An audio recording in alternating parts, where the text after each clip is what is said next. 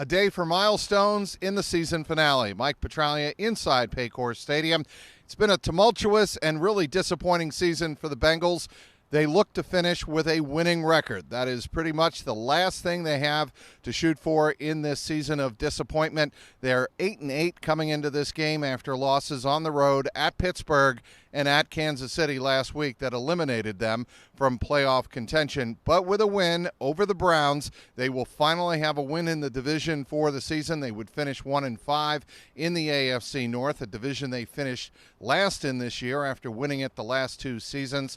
And they'll also have a winning record, a third straight winning season under head coach Zach Taylor. That is certainly something from a team perspective they can shoot for today against their interstate rival, the Cleveland Browns. The Bengals, of course, have had their trouble of late against the Cleveland Browns, losing 7 of their last 8 meetings with the team up I-71.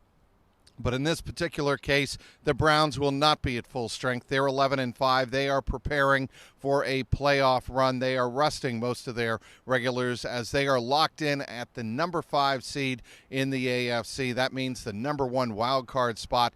They will play on the road next week against the AFC South Division winner. That will either be the Jacksonville Jaguars if they beat Tennessee today, or it will be the Houston Texans who eliminated the Indianapolis Colts on Saturday night. But for the Browns, they will be playing some players that certainly are familiar to Bengals fans, namely their quarterback, Jeff Driscoll, who, of course, played with the Bengals to some degree in 2018. Jeff Driscoll will be the starting quarterback for the Browns this afternoon. And why is that significant? Well, how will he handle the pass rush, namely from number 91, Trey Hendrickson? Trey Hendrickson needs 2 sacks to catch T.J. Watt, who left the game, the win over the Baltimore Ravens on Saturday, injured, but he did finish with 19 sacks on the regular season. That's 2 more than Trey Hendrickson has right now, 2 to tie, 3 or 2.5 to take the lead. If Trey Hendrickson can pass T.J. Watt, and assuming no one below Trey Hendrickson jumps above him on this final day of the regular season, Trey Hendrickson would finish as the NFL sack leader. Why is that significant? Because no Bengal in history has ever finished a season leading the NFL in sacks. So that's what's at stake for Trey Hendrickson. He will certainly get his reps.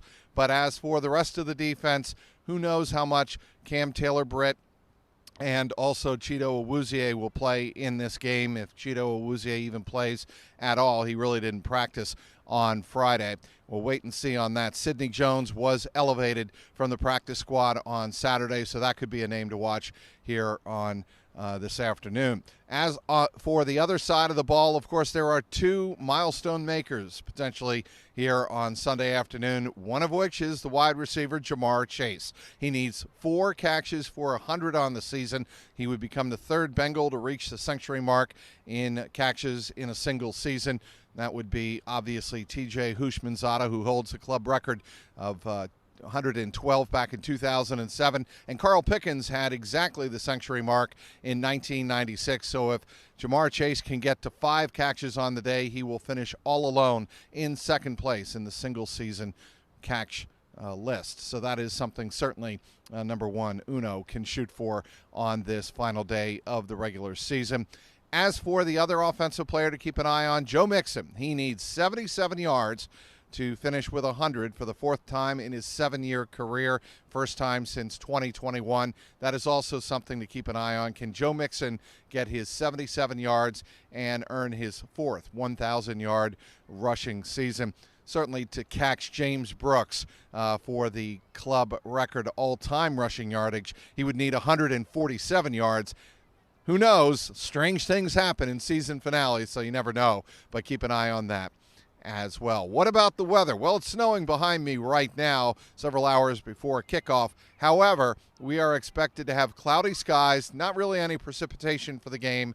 Wind could be a factor, and it will be about 35 to 36 degrees throughout the afternoon. 1 p.m. Eastern Time kickoff here at Paycor Stadium. The 8-8 Cincinnati Bengals finishing up the season against the 11-5 playoff-bound Cleveland Browns. We'll have you covered, of course, on CLNSCincy.com. Follow me on X, as always, at Trags, Trags. And also be sure to follow click and subscribe to my YouTube page, youtube.com/@JungleRoarPod. Inside Paycor Stadium, for one final time, Mike Petraglia, CLNS Media.